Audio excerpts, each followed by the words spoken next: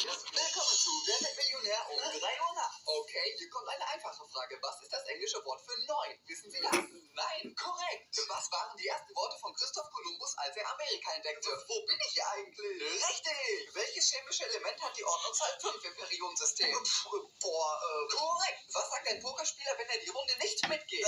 Passe. Ja, je ne sais pas. Das weiß ich nicht. Korrekt. Für was ist die Schauspielerin Michaela Schaffrath noch bekannt? Oh, fuck. Wieder richtig, Sie Perversling. Hey. Was sagte Abraham zu Gott, bevor er seinen Sohn Isaak opfern sollte? Ich hab keinen Bock mehr.